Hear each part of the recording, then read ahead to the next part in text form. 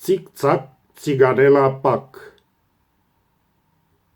Câți din voi, dragii mei, mai țineți minte ale copilăriei jocuri de vecină cu minte, când Virgina de la Trei, de altă sorginte, în spatele blocului vă lăsa fără cuvinte.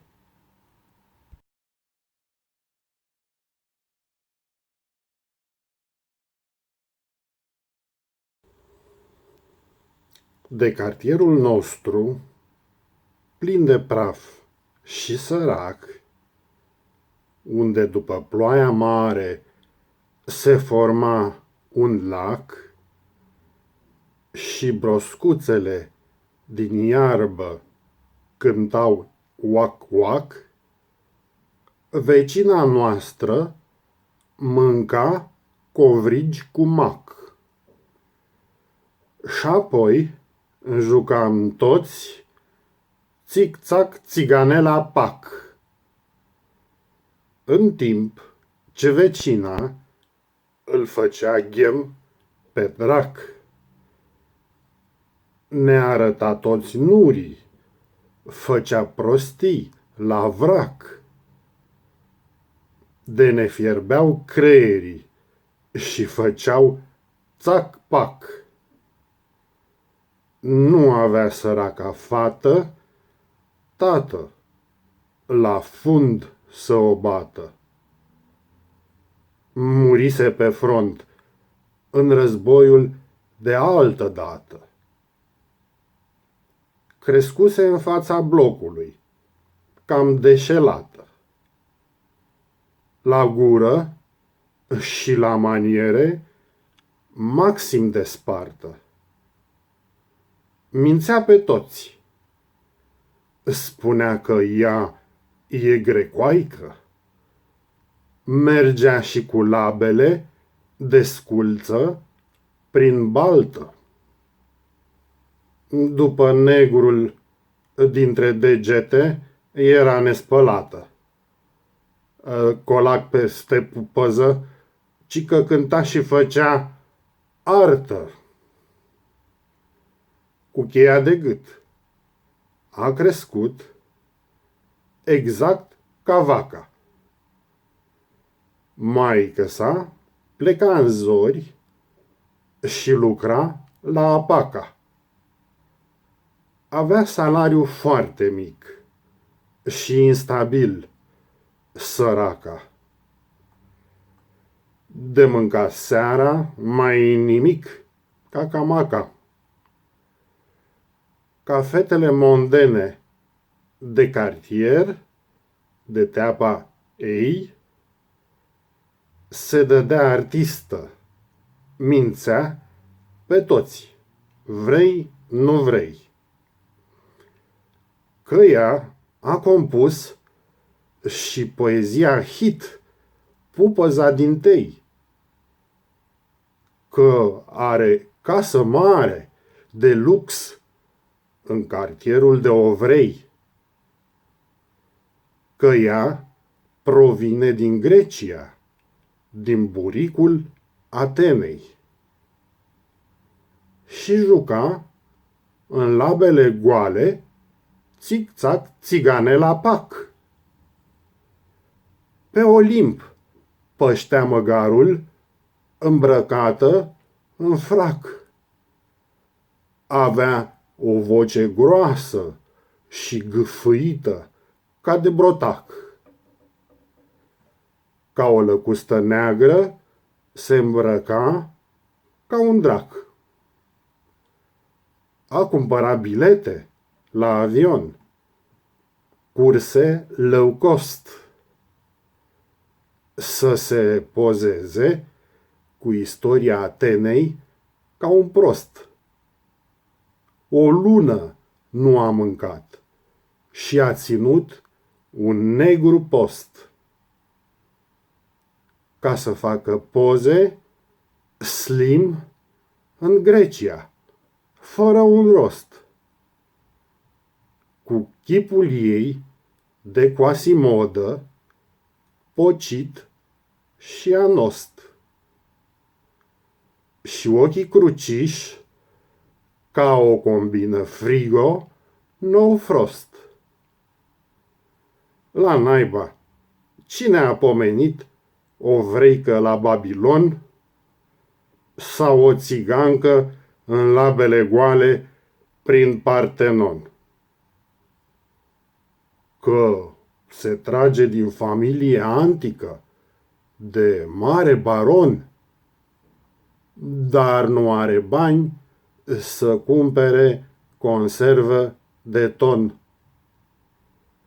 A făcut poze cu toți DJ-ii anonimi de etnie, din grandomanie, poate chiar din prostie, dându-se manelistă de top, altă grozăvie, și star de cinema din Ghigiu, în țigănie. Se afișa cu interlopi la kebab pe datorie. Cum se umflă grotesc cu o mega porție. Până a doua zi dimineața foamea să-i ție. Când iese să cumpere cartofi din prăvălie. Postează pe Instagram cartofii de 1 gram, borșiturile ieftine, grămadă, puse amalgam, etalând talentul de bucătăreasă pandemică, din izolarea de 2 săptămâni autoimpusă, gătind mâncare proastă, harnică și supusă, stârnind oprobiul public pe pagina grețoasă, jucând toată ziua piesa țic-țac, țiganela pac, luând la mișto și moartea în negru parpalac, îmbrăcată în roz pe pielea neagră de aurolac, de îngrozește noaptea toate broaștele din lac. Să vezi ce clipuri trendy pune pe YouTube de influenceriță școlită prin localurile pub, în toate pozițiile răufamate, lascive, incestuoase, se poate spune chiar penale sau periculoase, prestând munci grele, grețoase și înjositoare, dar pe măsura portofelului și pentru fiecare. Nu degeaba îi spun amicii țic-țac, țiganela pac. Pentru o sumă mică te trezești cu virgină în pat. Joacă rolul de amantă perfectă la poziția sculat. Artistă de top în scenariul țic-țiganela țac-pac.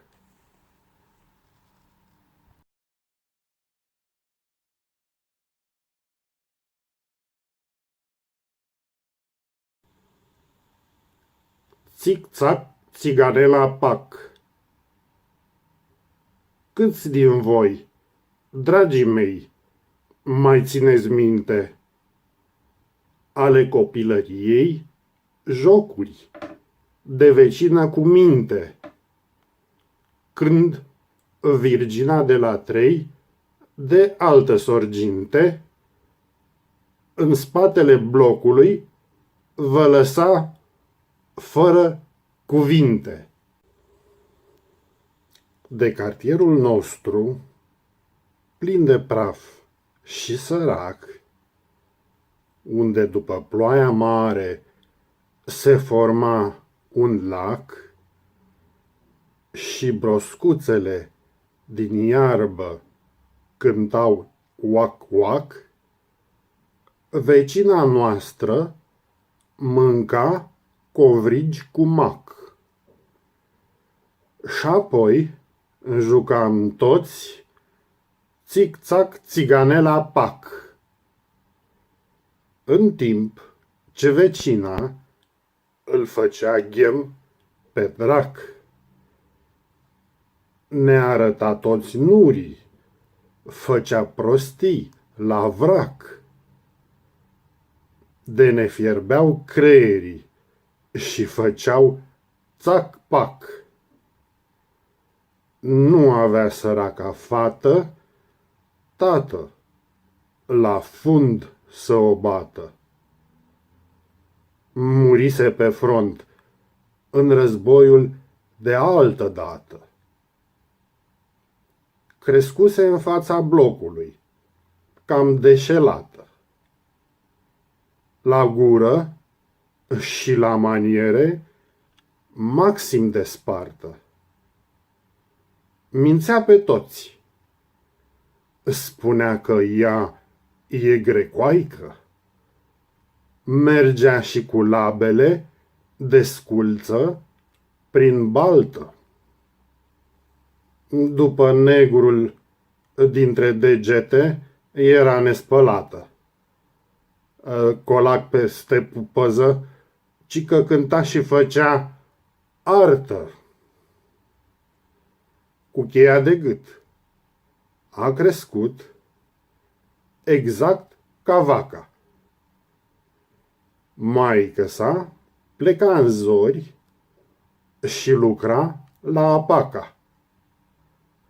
Avea salariu foarte mic și instabil, săraca. De mâncat seara, mai nimic, ca camaca.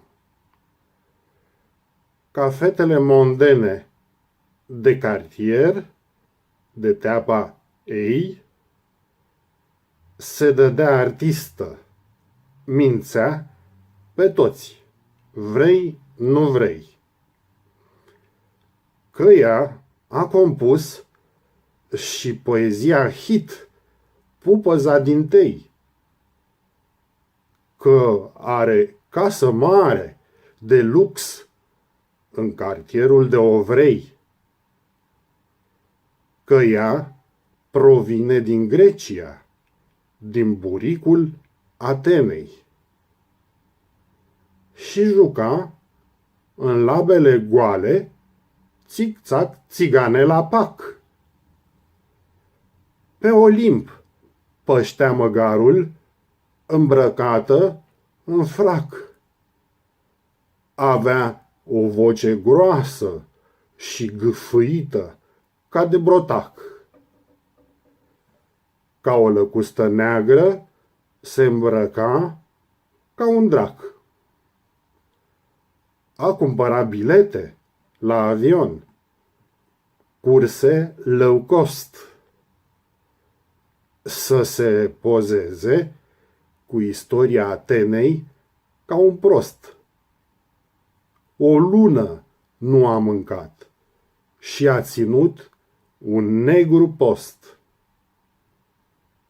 Ca să facă poze slim în Grecia, fără un rost. Cu chipul ei de Quasimodă, pocit și anost. Și ochii cruciși ca o combină frigo, nou frost.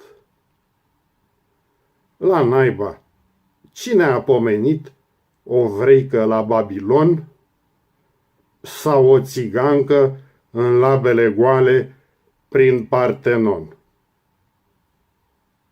Că se trage din familie antică, de mare baron, dar nu are bani să cumpere conservă de ton. A făcut poze cu toți DJ-ii anonimi de etnie, din grandomanie, poate chiar din prostie, dându-se manelistă de top, altă grozăvie, și star de cinema din Ghigiu, în țigănie. Se afișa cu interlopi la kebab pe datorie. Cum se umflă grotesc cu o mega porție. Până a doua zi, dimineața, foamea să-i ție. Când iese să cumpere cartofi din prăvălie.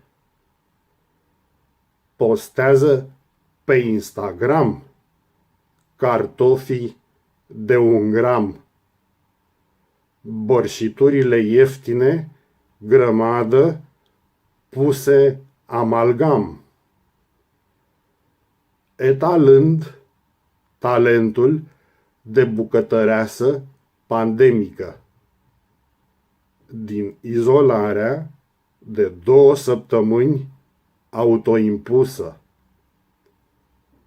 gătind mâncare proastă, harnică și supusă, stârnind oprobiul public pe pagina grețoasă, jucând toată ziua piesa țic-țac, țiganela pac, luând la mișto și moartea în negru parpalac, îmbrăcată în roz pe pielea neagră de aurolac, de îngrozește noaptea toate broaștele din lac. Să vezi ce clipuri trendy pune pe YouTube de influenceriță școlită prin localurile pub.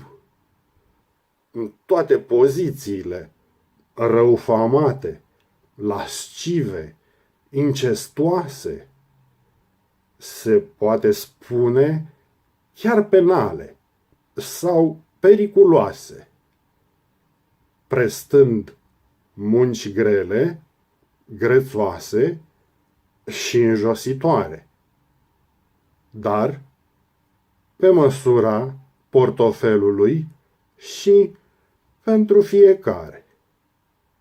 Nu degeaba îi spun amicii țic-țac, țiganela pac. Pentru o sumă mică te trezești cu virgină în pat. Joacă rolul de amantă perfectă la poziția sculat. Artistă de top în scenariul țic-țiganela țac-pac.